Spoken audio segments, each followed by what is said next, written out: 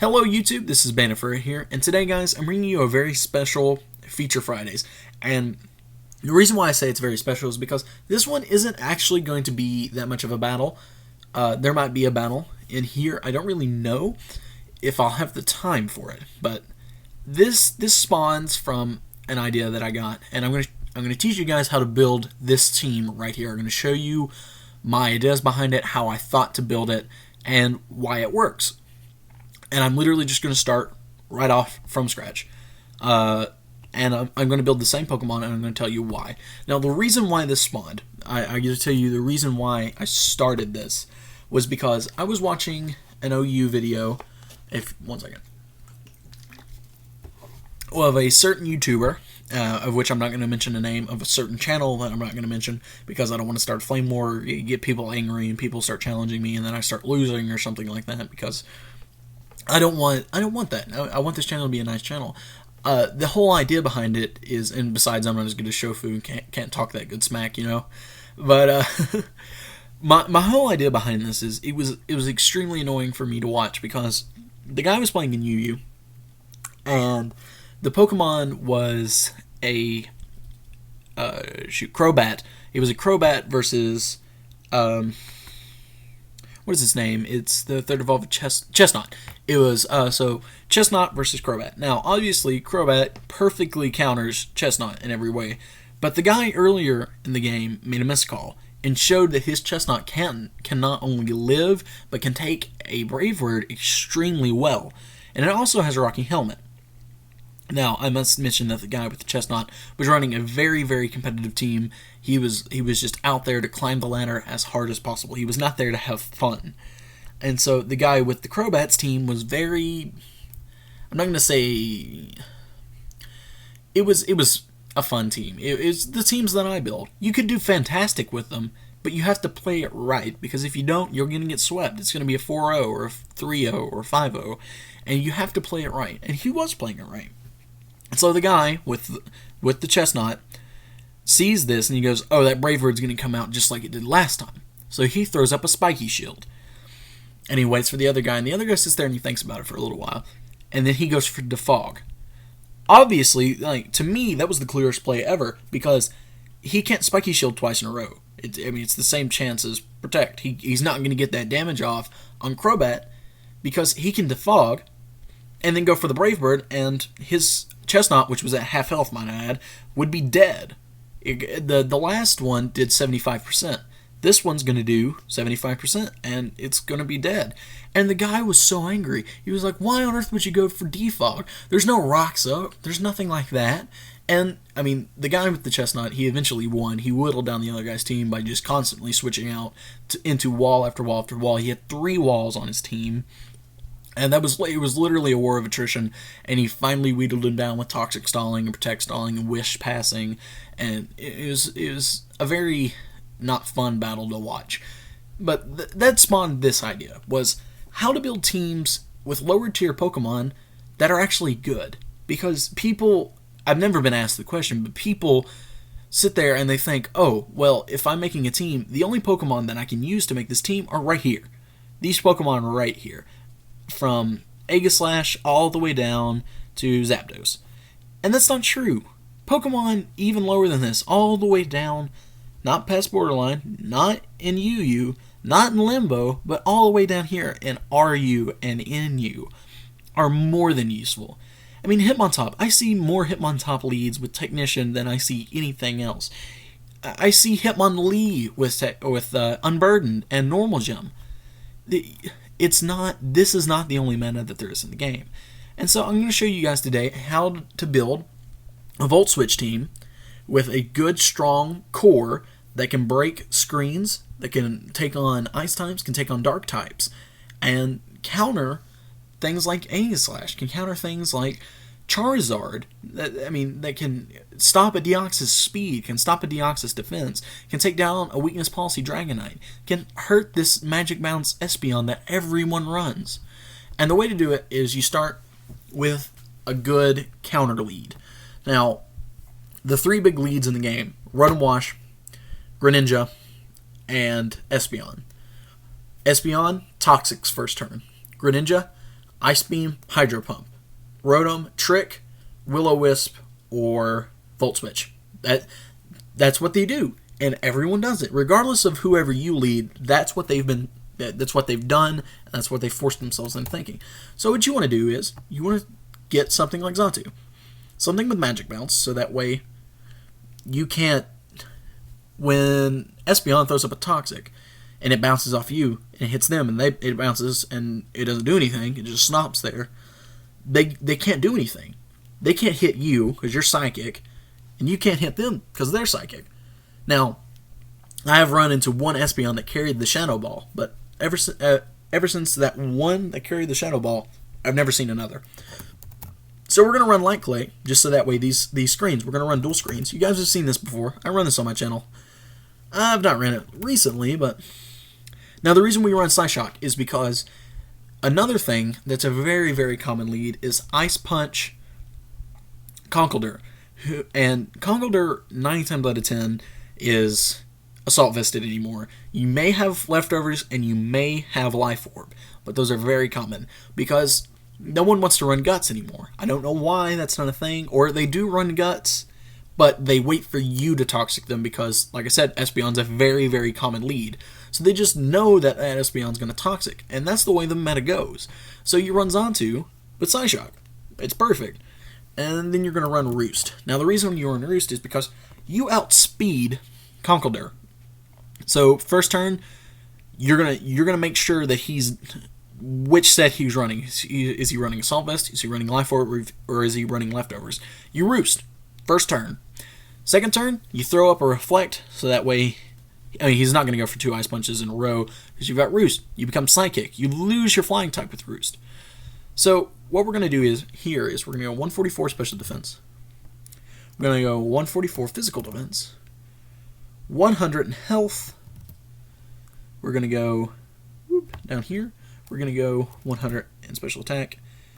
Or, sorry, 120 in Speed, my bad, and then the rest in Special Attack. Oops, messed up my own set, which is 0. But, I mean, look at your Special Attack, you don't really need it. Now, you're going to run a positive, and by that I mean nature, positive nature-wise. Positive defense minus an attack. Now, because the reason being is we're going to have a special wall coming up here.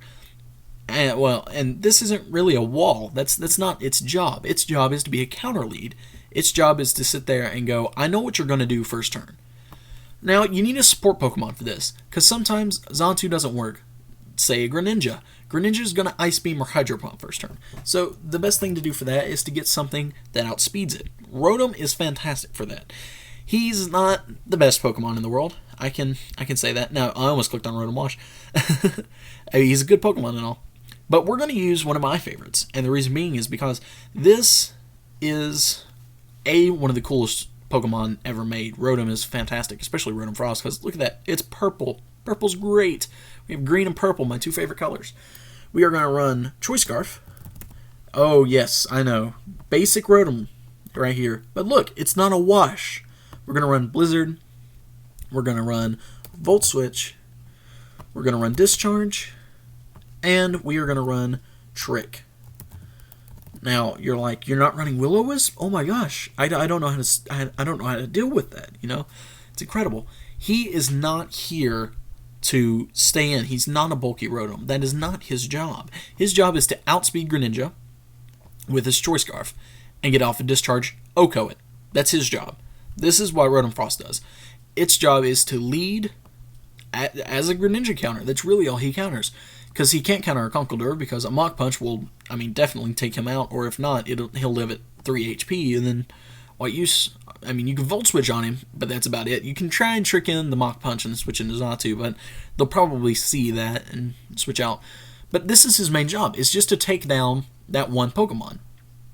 And I can tell you guys, once this is done, I probably won't play with this team as long as this video is going to be, but you can go out and run this team by yourself, and I can promise you it'll work just perfectly for you.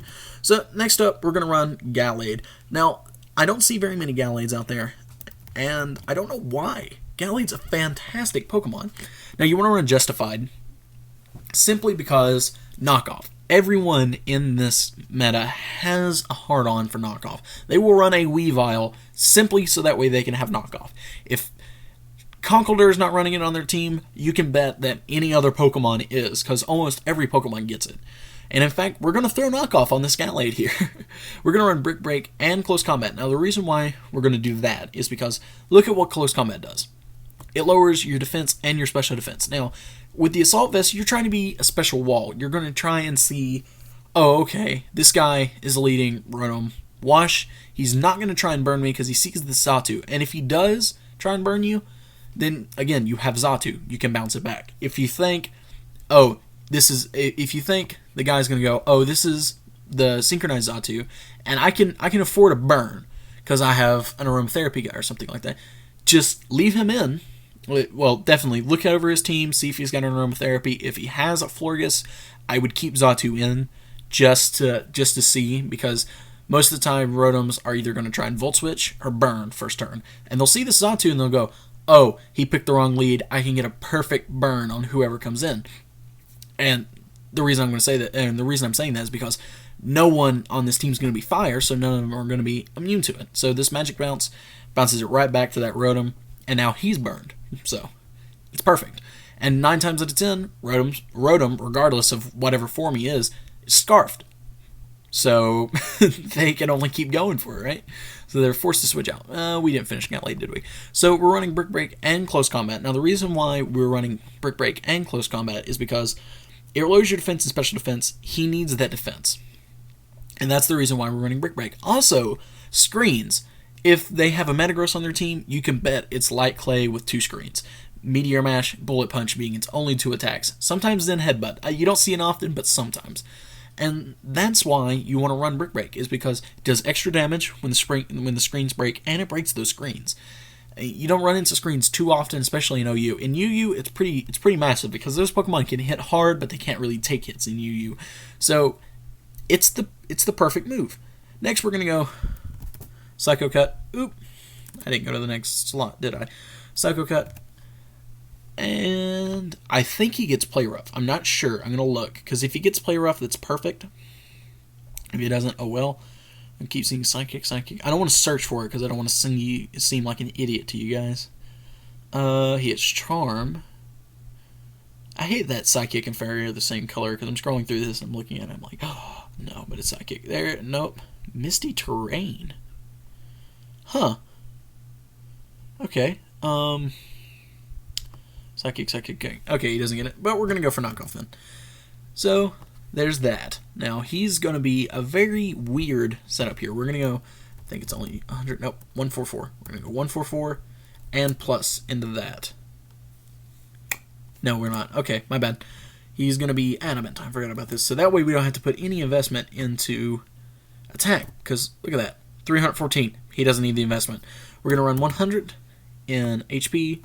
We're going to run 100 in attack, and then we're going to put the rest of this, actually this probably needs to be 200. Let's change that to 200. There we go. And we're going to put the rest of this into speed, just to outspeed base 90s. So now he's got decent enough speed, he's got fantastic special defense, and he's assault vested, so you have to remember, that's plus 150 right there. And, I mean, he's got decent enough defense, but really, we're not going to take physical hits with him. We're going to take physical hits with this next guy. Now, the next thing you want to think about whenever you're building a team is, okay, I want to build a combo. I want to build a way that the team can support each other. Like, let's say you have a dry skin Pokemon, such as Toxicroak or, Heliolisk, and a ground type. So you bait in the water move, Rotom Wash, per se. You bait in him to use Hydro Pump on your... what is it? Diggersby. Sorry, guys. You bait in the Hydro Pump, and then you switch out and gain all that health back. And then you can constantly do that, because everyone uses Scald for the burn bonus. But on a special attacker such as Heliolisk, it doesn't even matter.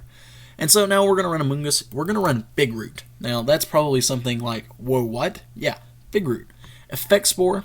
We are going to run Giga Drain, Ingrain, Hidden Power. Where is it? Hidden Power Fire. There it is. And we are going to run. If I can find it here, guys, I'm sorry.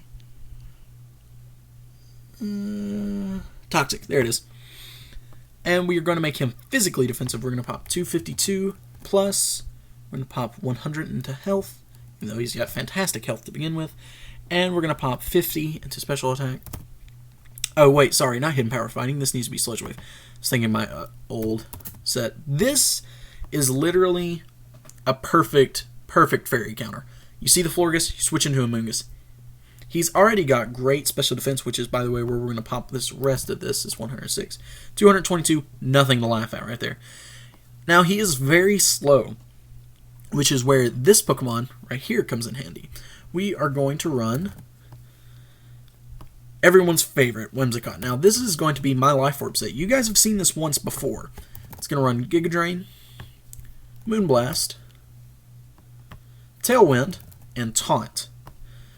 Now, this is, like I said, you want to build combos within your team. You want to build,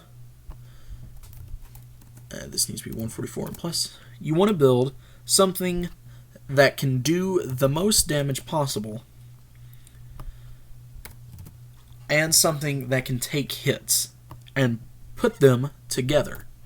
Now, the reason I didn't put that into physical defense is the 206 is respectable, whereas 189 really isn't, especially in OU. Now, the reason why he makes a really good combo to the team is Xatu can't stop setting up people.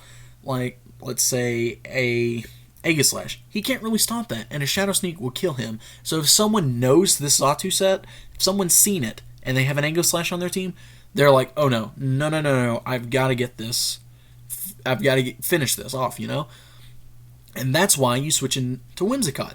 Whimsicott taunts him, he can't do anything. He is now unable for the next 3 turns to do anything whatsoever. And that's where you get him. You can easily take him out with this next guy right here. This is why it all plays together. You've got to see the connections in your team. Whenever you're building a team, especially if you're running lower tier Pokemon as compared to OU Pokemon. OU Pokemon, I can almost guarantee you can throw the first 6 of those together and build a perfect team. Almost guarantee it. Now, lower tier, you actually have to have strategy with. Now, I'm not saying it doesn't take strategy to build one of the higher tier pokes, but, I mean, really, look at what they have. Look at what they're allowed to run. It's basically annoying. Now, like I said, this is a Volt turn team, so you obviously want a really fast Pokemon with Volt Switch, and you want a very fast Pokemon with U-turn. That gives you the ability to easily get the drop on your opponent. Greninja probably can't take a Volt Switch, but just in case, let's say they're bulky or you feel like they can take one, you have Discharge. And let's say they have a ground type and they're going to switch out because they feel the Volt Switch is coming. Blizzard. This is why Rotom Frost is better in every way to Rotom Wash, in my opinion. Now, back to Flygon.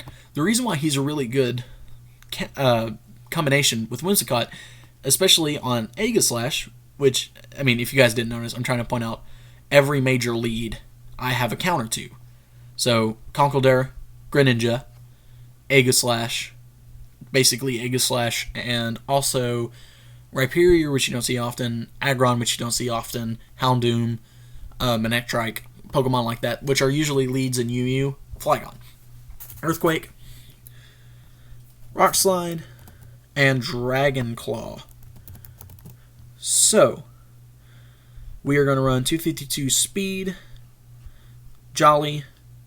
Because of Choice Band, you don't need him to be adamant, because 299, basically 300 plus 150 more, is absolutely killer. So, as you can see, you come in, you taunt, you switch back into Flygon, you go for an Earthquake, that thing's dead. He can't protect, he can't do anything other than switch out. And, I mean, he can go for the Sacred Sword, he can go for the Shadow Sneak, which are usually the only 2 attacking moves that they carry, and so he can't do anything to Flygon. Flygon can take those all day. And you don't need a Fire type.